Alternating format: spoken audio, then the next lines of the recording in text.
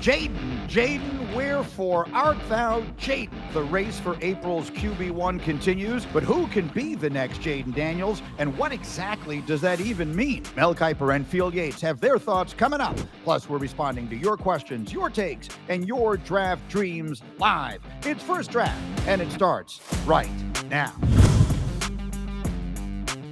Hi, everybody, and welcome back to First Draft. We're here every week this college football season on Thursday afternoons, live on the NFL on ESPN YouTube channel and wherever you get your podcasts. You know who they are. That's Mel, that's Field, I'm Greeny. And let's dive right into it with the reminder that Mel's Big Board is out now on ESPN.com and available every Friday. Guys, I brought this up last week, and we bookmarked it and made a point that we would dive into it today. And Jayden Daniels cooperated because he played another brilliant game. So on Sunday NFL Countdown, Rex Ryan made the statement, not only is Jayden Daniels the rookie of the year, but every team in the NFL is now going to be looking for the next Jayden Daniels. So there are really two questions connected to that. Maybe the easier one is who could be the next Jayden Daniels. But let's start with what it actually means. Mel, when you hear someone say every team in the NFL is going to want the next Jayden Daniels, what do you hear? I say good luck.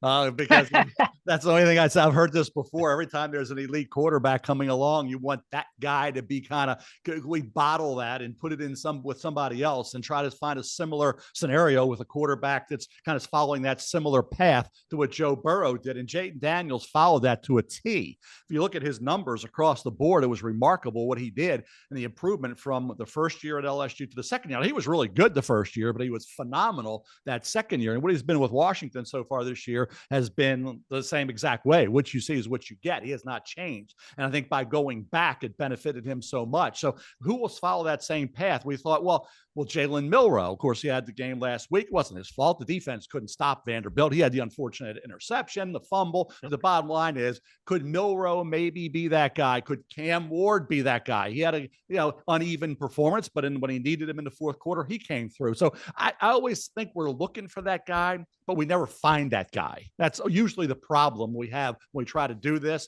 So for Jayden Daniels, Field, I don't know if there will ever be a guy that can beat you the way he does. You say, well, Lamar Jackson, he's a better pure passer than Lamar right now. Mm-hmm. And, seeing the field, going through and not being rattled and staying away from mistakes and just playing like a 6-7 year veteran. Forget 6-year, 4-year guy, 5-year guy. He's a rookie in this league, and he has taken it by storm. We're going to see him here in Baltimore this Sunday. So, again, for Jayden, I don't know. I look at the numbers are staggering. He averaged over 8 yards a carry that final year at LSU.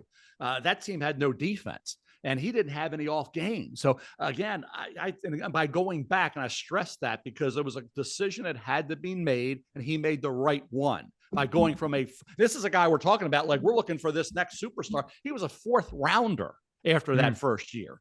Okay. And then he becomes the 2nd pick overall. Had he come out, history would have been rewritten. So again, a decision by Jayden and Regina, his mom, the family, to be able to say, hey, you need to go back. Got him a Heisman, the Johnny Unitas Golden Arm Award, and got him the 2nd pick in the draft. And now he's a hero at LSU, where 1 year, you wouldn't have been that hero, right? Yeah. 2nd year made him that hero. He can go back there, and it's Jayden Daniels. He owns that LSU campus. That wouldn't have been the case. So for any kids listening, any fathers, parents, relatives, friends, stay there. In some cases, as long as you can. And in Jayden's case, that's why we're talking about it in this as a superstar that he's become because of the critical decision he made while he was at LSU. Field, let me get the trait. What is it? So what I'm trying to get to the essence of is if we're looking for the next Jayden Daniels, how are we going about trying to find it? What is it that we're looking for? So let me look at it through two prisms, Greeny, because I think the magic of Jayden Daniels starts with the fact that he is the ultimate dual threat quarterback in the NFL right now, maybe just behind Lamar Jackson. I want to give deference to a 2-time NFL MVP who was the unanimous winner just last season. Lamar is an incredible, I believe, Super Bowl caliber winning quarterback. But Jayden Daniels has kind of taken the mantle next to Lamar as that next best dual threat quarterback. Jayden Daniels forces you to play with your hands tied behind your back on defense. I know he has now played 5 weeks in the NFL, but I do want to use some numbers from last season to illustrate just how difficult of a conundrum you face when you play Jayden Daniels. Last season, when college football teams, and while they're not as great as the NFL, it was the SEC, blitzed Jayden Daniels, he was 69 of 97. That's a 71.1% completion percentage with 17 touchdowns and 0 picks, Grady. 17 touchdowns and 0 picks when blitzed. Okay, so you say to yourself, if you blitz him, you're kind of in a pickle, right?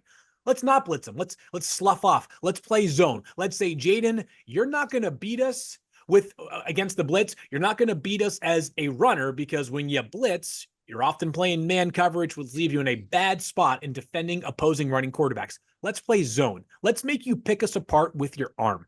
Last year, when teams played zone against Jayden Daniels, he completed 121 of 156 passes. That's 78% of his passes with 21 touchdowns and 0 interceptions. He averaged 15.6 yards per attempt. There is no easy answer for Jayden Daniels. When viewed through that prism, Greeny, there isn't a player in this class that I think comes close to mirroring what Jayden Daniels brings to the table. The closest of the 5 quarterbacks that we've been discussing the most is Jalen Milroe because he impacts the game with his legs so much. I don't believe he's as gifted or as natural of a passer as Jayden Daniels is, so I don't believe we're going to replicate Jayden Daniels specifically to that construct. So I interpret it a little bit differently, and I thought to myself, what is another trait about Jayden Daniels that I think teams will gravitate towards in the quarterbacks in this upcoming class? And one of them is cool under pressure. He was immensely calm last season during a year in which LSU had an historically bad defense. Everything that Jayden Daniels could do, he did do to lead that team to a 10-win year. And I think early on this college football season, the quarterback who I think appears to be the most unbothered, even during difficult circumstances, is Cam Ward. Now, you can make the case that Cam Ward kind of puts himself into some of those bad spots, right? They're down by 25 points on the road in an incredible Cal environment, in part because he was turning the football over early. Virginia Tech, the week prior to that, a couple of early turnovers. That game, they end up winning, whatever it was, 39-38. He has had some Houdini moments late in the game that have been because he was not great early in the game. But I do think those Houdini moments kind of underscore that no matter how things are going, great, bad, or somewhere in between, Cam Ward does have a steadiness about him mentally that I think NFL teams would be drawn to. Just one other thing on Jayden, because I think it is important that he is not what he was a couple of years ago. He was completely different at LSU. So the quarterback that we saw wasn't just by going back and becoming this guy. He went back and improved on areas he did. Field was talking about being able to make those critical decisions when you're under pressure and seeing the field and your head up. That wasn't the case the prior years. First year at LSU, head down, he wasn't seeing the field. He went from 17 touchdown passes to 40. 17 touchdown passes to 40. He flipped his average per carry running with the football from 4.8 per carry to 8.4 per carry. He was a different player in year 2. Why? Experience. Taking what the coaches were talking about him, and Herm Edwards has been talking to Jayden a lot about that early on in his career at Arizona State. So that progression and being able to mentally realize what I'm doing wrong, how can I improve it? So if he wouldn't have improved, we wouldn't have seen Jayden Daniels do anything nearly what he did that final year at LSU. The numbers speak for itself. All the numbers you were talking about, Field, numbers I just mentioned, the improvement he showed, you could see it. And you can see him take it to another level. The spindly frame, we said, add a little weight, add a little strength to that frame. Is that sustainable, being able to do what he did? He has God-given talent that allows him under pressure to slip, slide, feel things, and move so easily and gracefully. That's his skill set. That's what he is. That's who he is. But that improvement at LSU had allowed him to become what we see right now. Cam Ward's been at 3 different schools. He's made progress, but he also has that tendency to make that throw, do things in college you don't get away with in college, let alone the NFL.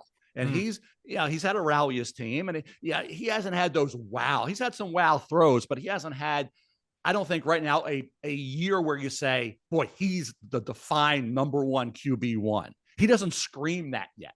Jayden Daniels was screaming I remember calling one of my friends in the league after a couple, is he a first rounder guaranteed? Because he was a 4th rounder going in. So you kind of got to block that out of your mind. You're thinking 4th round Jayden, the spindly 180 pounder, who does that. And then you kept seeing the improvement. And I said, am I seeing something? Well, I got definitely first round. That was okay. How high up will we go? Every week he kept going up and up and up. And I kept saying, what's he lacking? What's the problem here? And that's what you have to keep doing these quarterbacks is each week and not overreact to 1 week good or 1 week bad and hope that they can string great performances back to back. We said, no, string great performances together and you can become that guy. He had a couple unfortunate turnovers in that game against Vanderbilt where Alabama, like LSU's defense last year, 2 years ago with Jayden, Alabama couldn't stop Vanderbilt. Diego Pavia and company, Eli Stowers, former great high school quarterback recruit, becoming an H-back type for the NFL. Alabama had no answer. Every time they got Milroe did his thing, got him right there.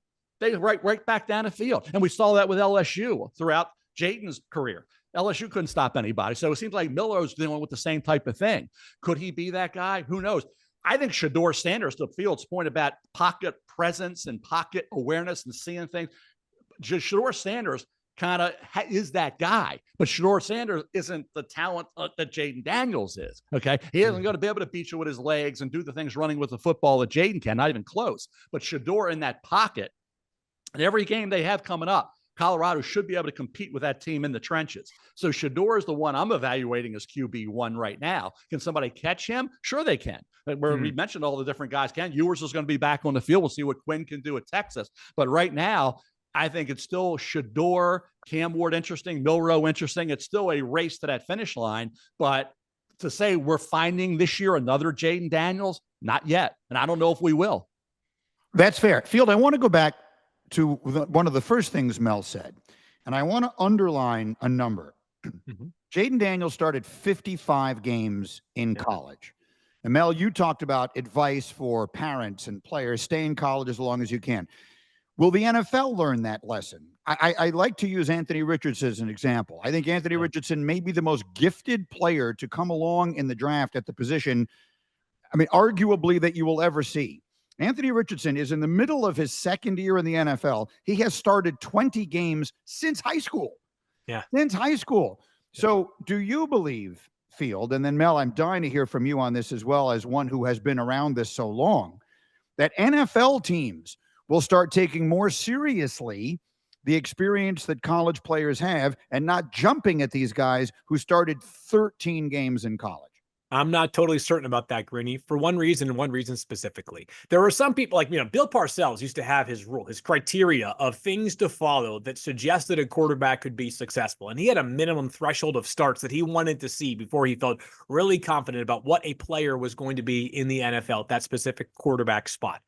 That being said, when you're in the draft, and one of the realities about the NFL draft that is very dissimilar from the NBA draft, as you know, Greeny, the NBA draft is like 10 minutes after the finals are over. It's like, and welcome to the NBA draft. The Charlotte Hornets are on the clock. The NFL, because the NFL draft is a full 4, nearly 5 months from the end of the NFL's regular season. We got all this time to overthink stuff, Greeny. And what happens is you get further and further along in the process. And think about some of the things that we do, that we pay too much attention to, that really shouldn't matter. The combine, throwing performances at pro days, right? Like, yeah, you know who's going to look great in those? Anthony Richardson. To your point, he's an incredibly physically gifted quarterback. However, in the process, what we do is we tell ourselves that we, meaning the NFL teams, with our coaches, can turn these players who have gone from flash player to flash player throughout the various stops of their college career. We can make them consistent players. We can be the ones that can extract maximum potential out of these players on a week in and week out basis. NFL coaches, I believe, are stubborn by design. They should be. They should be confident. They should believe that they can be the person that can make a player great. When the reality is, if you couldn't do it week in and week out for a long period of time in college football, it's going to be really hard to do it at the NFL level. I don't think that is going to change with evaluators. I think it's very human nature to gravitate towards special traits and believe that you can be the person that gets the best version out of them.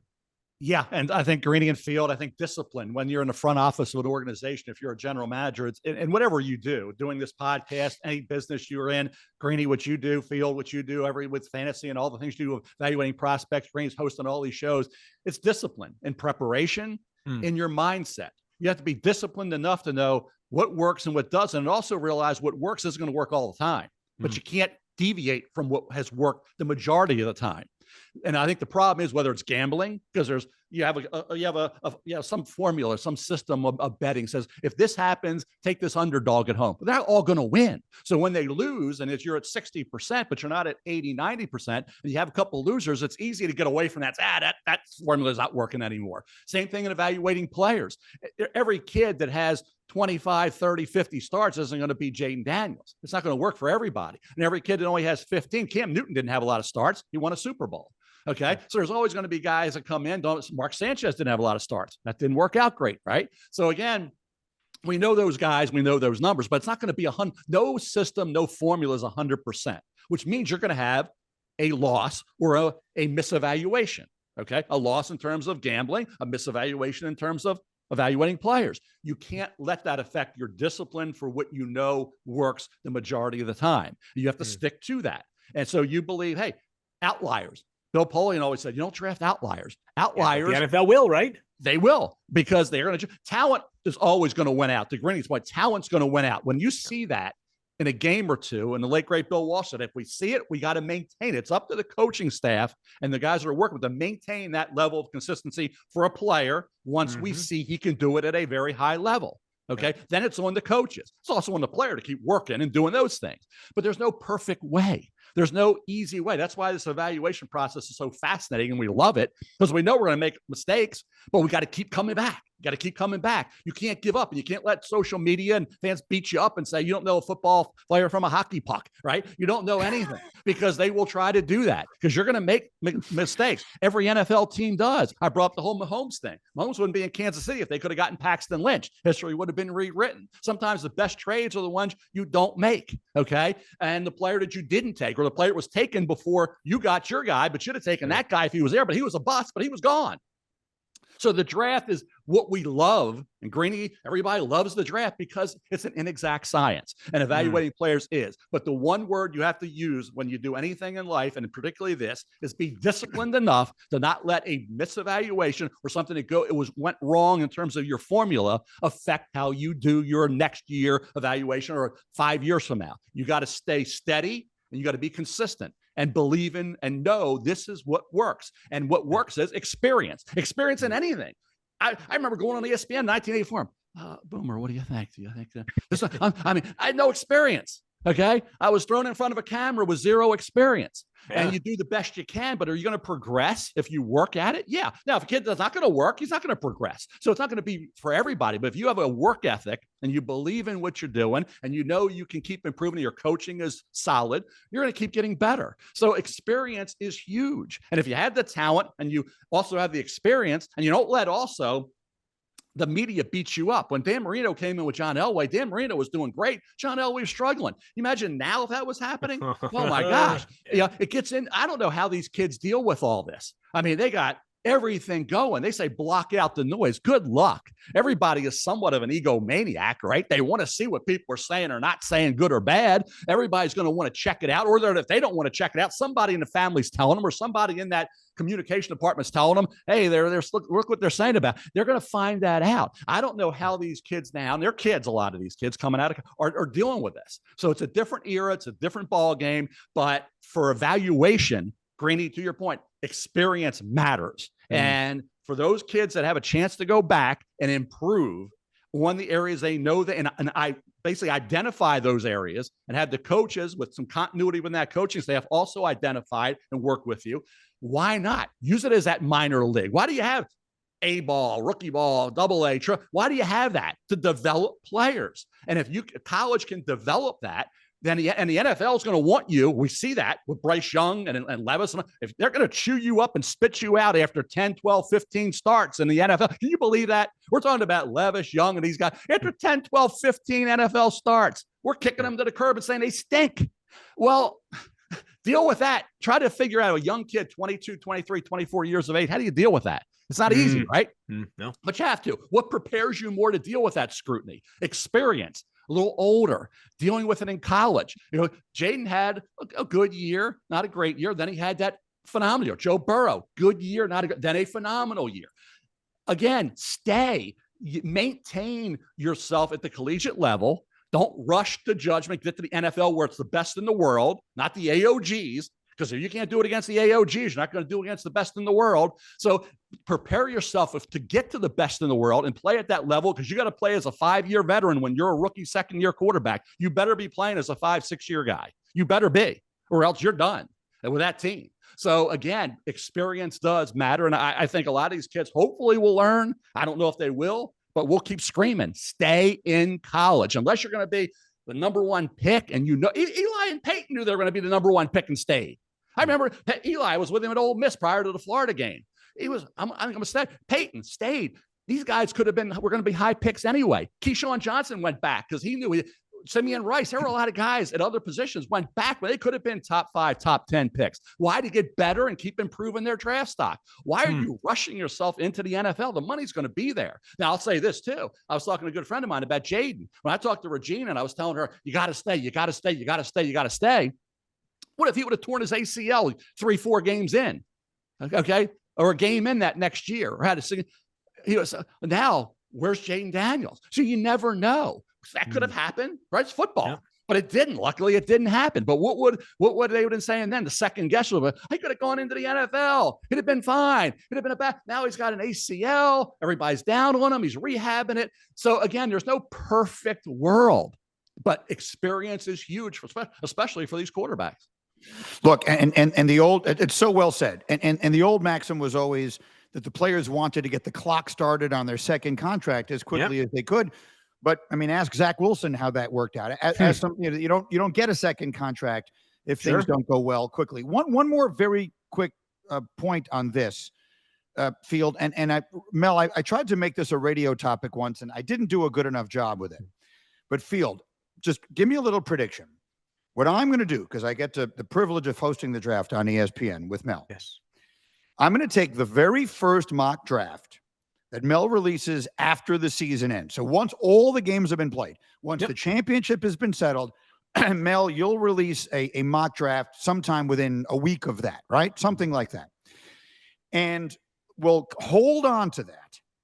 And then a year later, we will compare if the teams would have been better off making the decisions they were liable to make before all the overthinking you're talking about began. And I would bet that more than 50% of the time, the better pick would have been the one they would have made in January rather than the one they would have made in April. What do you think of that, Field? Completely agree. Mel used to always say his most accurate mock draft is often his very first one. I'm not talking about after the season, but his first one during the college football season, because eventually you start to allow things beyond the tape influence how you feel about a player. And while there are a lot of different ways to evaluate these guys, the most tried and true is always what the tape tells you. Now, there might be some character concerns or an injury thing that influences that first mock draft as opposed to that last mock draft, Greeny, but I guarantee you more than anything else, what happens is we overthink these things. We overthink guys, and all of a sudden guys fall in the draft. You say, how the heck did that guy fall to that point? And the next thing you know, he's crushing it in the NFL. And it's like, oh, wait, yeah, that guy who was awesome the entire time in college is awesome in the NFL. Funny how that works out. Absolutely. Yeah. My old partner, Mike Golick, used to say, they don't put the bench press at the 50-yard line. So, it's just not the way it works. Okay. Yes. So that's a good topic. Fascinating. Jayden Daniels, God bless him. He's been unbelievable. And if he beats Lamar and Derrick Henry this week, Mel, we have to forget about Rookie of the Year. We may have to start talking about him as the MVP. But that's not the only topic for today. Let's move on to some other players that people aren't talking about yet, that you guys are noticing, who are going to start becoming central in the conversation. And Mel, let's start with Darius Alexander.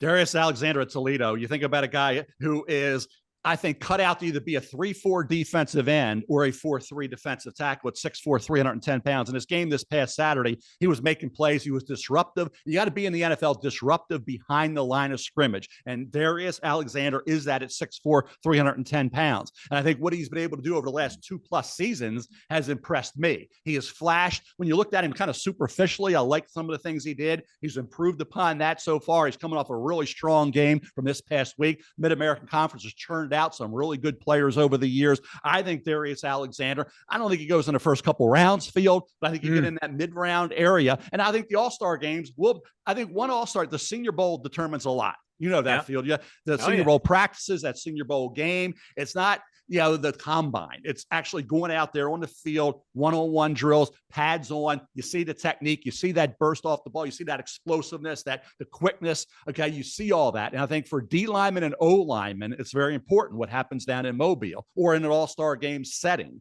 So I think for a kid like Darius Alexander, who has that dual ability to be a guy you can use as a scheme fit with a variety of defensive line coaches and defensive systems, to me would make sense once you get into that early portion of day 3. And who knows, by the time we get to late April, where this kid will fit in, because I really liked what I saw this past week. In a minute, I'm going to talk about Landon Jackson, the edge from Arkansas. But before I get to that, Mel, you've been doing this a lot longer than I have, but I got something that kind of grinds my gears during this portion of the pre-draft process, right? Everybody, I'll talk about a player. People say, where's he going to go? There's like 3 categories right now. 1, obvious first-round pick, Travis Hunter, Tenero McMillan. You guys, we'll put you over in that category. There's likely priority free agents, guys who have been in college for a long time, probably average athletically, but enough production that they'll be on the radar. They probably won't get drafted. And then there's this big, massive there's this huge pool like Darius Alexander fits into, where it's like, you know what? Things shake out.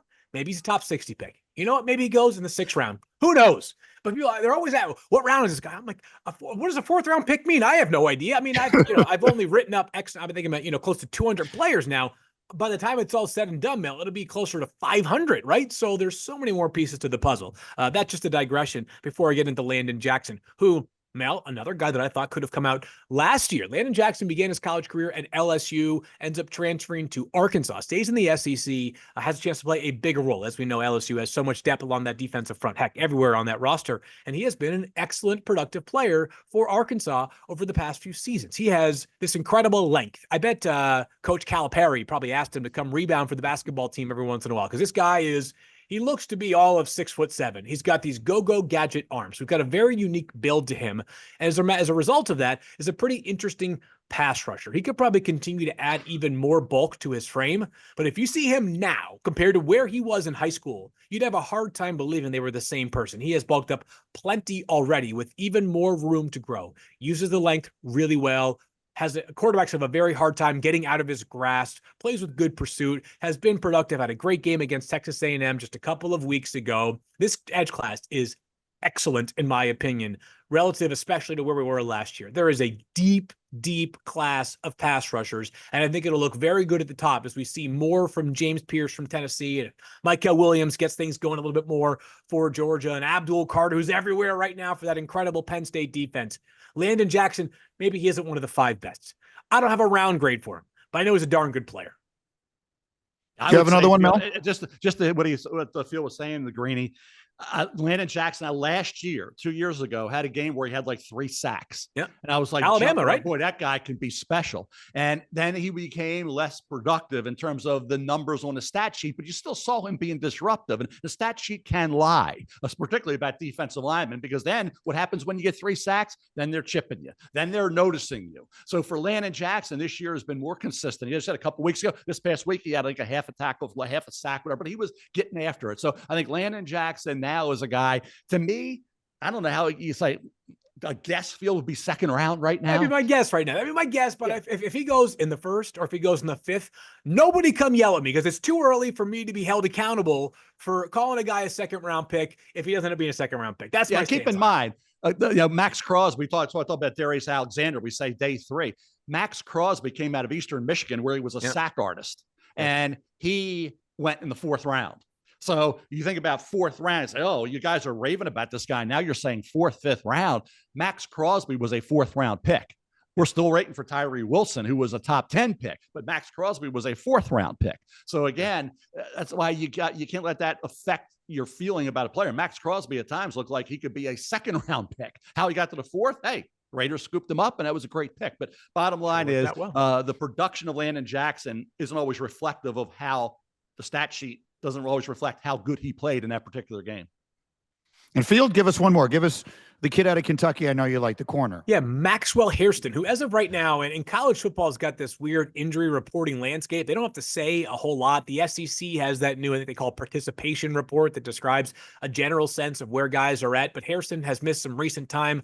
I did read, I don't know if it was speculation or informed reporting, it might be a shoulder injury he is playing through right now. But I like corners that get their hands on the football. Mel Kiper Jr., and who had more interceptions than Maxwell Hairston last year in the SEC? Nobody. This guy was a force. 6 interceptions a year ago, had another pick 6 in the Ohio game earlier this year. He had 2 pick 6s against Vanderbilt. The same game last year, he had 2 pick 6s. Kentucky obviously had Drew Phillips, went in the 3rd round last year. They got another good corner this season in Maxwell Hairston. He's got good size. He's got excellent instincts. His ability, he's playing zone coverage, to all of a sudden just peel off where his responsibility is because he snuffs something out.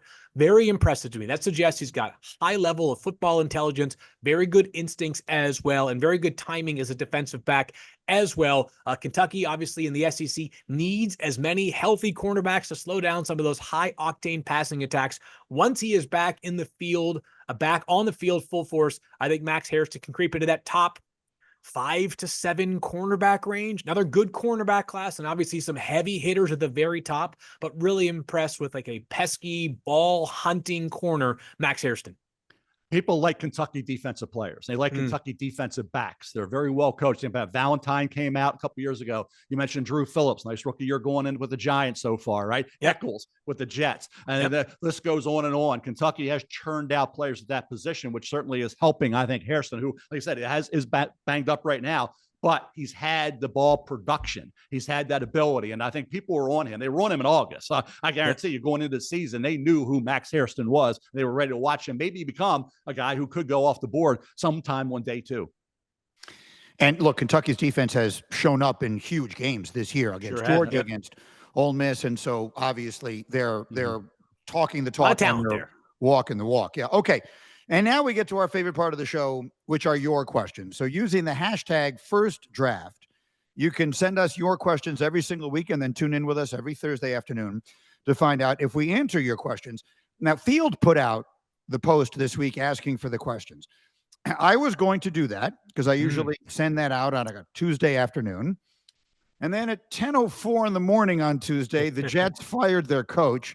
And I thought it would seem somewhat incongruous for me in the midst of that, with my reputation as a Jet fan, to send out, hey, tweet us your first draft questions. So I didn't, but we got one. I got one for you, but I got a question for you, Greeny. Before we get into draft questions. Yeah. Is there a chance the Jets held off on firing Robert Saleh until Get Up went off the air yesterday? I mean, 4 minutes late. That's pretty coincidental, right? I mean, they could have done it at 9:14 to give you, 3 or 4 full blocks of reaction. That would have been great. I mean, it was great TV this morning, but doing it live off the cuff, your face would have been, I don't even know what shade. Look, they'll screw me any way they can. It's been 55 years of this. Any way they can make my life miserable, they've proved they're able to do it. But we did get a Jets question. Anyway, again, use the hashtag #FirstDraft, and we will find them. Paul Andrew Esden Jr. writes, one of our loyalists. And I like that he put in the He writes, which quarterback should the Jets keep their eyes out for the future? So I guess I'd be asking you, Mel, who's the best quarterback who's going to go like in the 6th round? Because I don't know that the Jets are going to have any picks by the time they trade for Devontae Adams and everything else. But all kidding aside, at what point do you think you will start looking at the Jets? Let's even live in a world where Aaron Rodgers succeeds a little bit this year. Whatever happens in their new reality without Robert Saleh, do you expect the Jets to be one of the teams that are in the market for a quarterback high in the draft? Yeah, I think they could be, depending upon obviously the pick situation and how these quarterbacks materialize the rest of the year is going to determine a lot. We're talking about all these guys getting pushed up. And that's the one thing you got to guard against, guys, I think. And I try to always bang myself and say, wake up. Don't push kids up because they're quarterbacks. I understand positional value and they're quarterbacks. Grade them just like you grade an offensive tackle or a corner or a safety. Doesn't matter who it is. Grade the quarterback the same way because that's going to protect you against those big mistakes. I don't know how many of these quarterbacks are going to rank high right now. We don't know. The season still has a lot to go. And there's a lot of work to be done by these quarterbacks. Garrett Nussmeier at LSU. We'll see what he can do, right? Yeah. See how he's progressing at LSU. And they got a guy, they're happy. They got a young strides. freshman running back who's dynamic, right? So that's helping him out. So all these different quarterbacks, how they figure out the rest of the year. We're only to the middle of October. Right? Red River Rivalry, yours is back in this week. We'll see how he does. We'll see how all these kids build on, like with Cam Ward, build on that comeback. Jalen Milbrough bounced back from that game where it went awry defensively and you lost to Vanderbilt as a big favorite. So I think it's still to be determined. I will say this, and we didn't get to the player. There's a kid, and I watched Hunter Lipke the other day for the Dallas Cowboys at North Dakota State. He was my number one fullback H-back field, and he went undrafted out of North Dakota State. Gray Zabel is an offensive lineman at North Dakota State. And I think the Jets and everybody else, the greatest question should be watched. He's played every position on that North Dakota State offensive line except center, okay? Both guard spots, he's playing left tackle right now. I like what he did against North Dakota. He gets to that second level. He can drive the defensive end off the ball, and he's solid in pass pro. And he's 6'6", 305. So for Gray Zabel, North Dakota State, love those kids. The Bison, I love what they're able to do. And like I said, he may drop. We talk about day 3. There's an offensive lineman can play out of North Dakota State, Gray Zabel. Can I say just one thing quickly, Field? Yeah, no, go for it. The reason that Mel Kiper Jr. is the legend and icon that he is that I can ask a question about the Jets taking a quarterback, and he can somehow seamlessly transition that into a versatile offensive lineman from North Dakota State. He's one of a kind. It made perfect sense. He's one of a kind. I don't know if I ever want to spend a day inside of Mel's brain or no, but it would be fascinating, I'm sure. I'll answer the question this way, Greeny. Yeah, I think it depends on who the head coach is. I think it'll be such an informative decision. I would imagine that if the Jets hire I think a veteran retread coach would be very much on their radar. There have been a couple of veteran retreads that have had some success early on this season. Raheem Morris has the Falcons at 3-2, and Dan Quinn has the Commanders at 4-1 as an example. The NFL tends to be cyclical. If the Jets hire a retread head coach, it's probably an older head coach as well, right? Not too many retreads that are 32 and waiting for that second gig. And if you are a retread head coach, you want to win, and you want to win right away.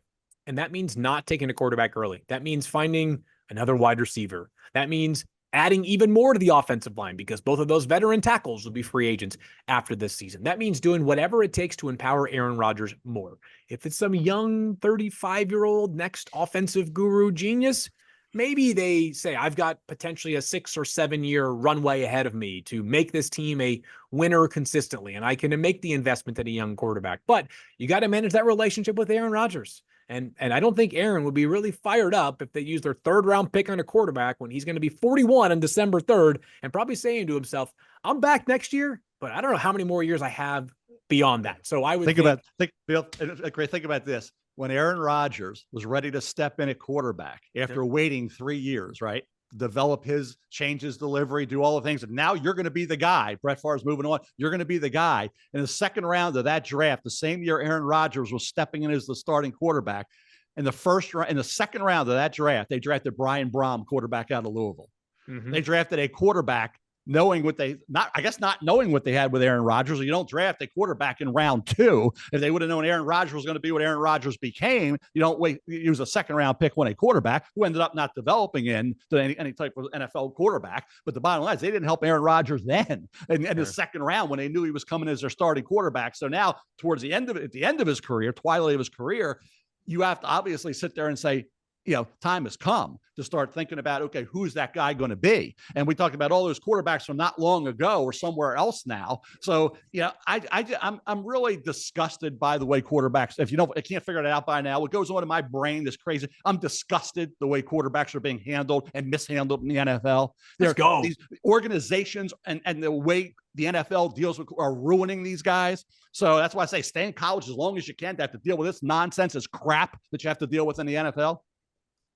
I blame the owners, for the record. I blame the owners. They're the ones that are deciding to fire these coaches and GMs faster than ever. They're impressionable. They watch Get Up and they hear Greeny and his panels say, people come on there and criticize schemes or players or anything in between, game management. And owners, they have rabbit ears. They do. They sit there and they say, man, do I really have the wrong guy here? If these people on TV know what they're doing, has my head coach not know? They have the opportunity to be patient. Now, it impacts their bottom line and their business when the team stinks and they can't fill the stadium to maximum capacity. But if they wanted to preach some patience, the GM and the head coach and the quarterback would have a much better chance. All right. And by the way, Mike Vrabel will be the next coach of the Jets. That's my what a prediction hire and that would my be. hope. That's my prediction and my hope. Okay. Going to finish it with this. Non-fungible analyst tweeted at us the following. We're going to go on record here early October. Maybe we'll do this every month or so. Love it. He writes, fill in the blanks with the first pick in the draft, the blank take blank. So it's all go on record. Mel, starting with you. Which team? We're just making predict. We're just looking in the crystal ball. Yep. Which team will make the first pick and who will they take? Carolina Panthers take Travis Hunter. Ooh. Taking Travis Hunter. Not taking a quarterback. Yep. 2 years removed from Is there a quarterback? I'll ask Field right now. Nope. Not you might, because my answer was going to be if a team right now desperately had, and New England's a team with Drake May, it's going to be starting, right? Yep. So they have Drake May. Say it's New England. They don't need one.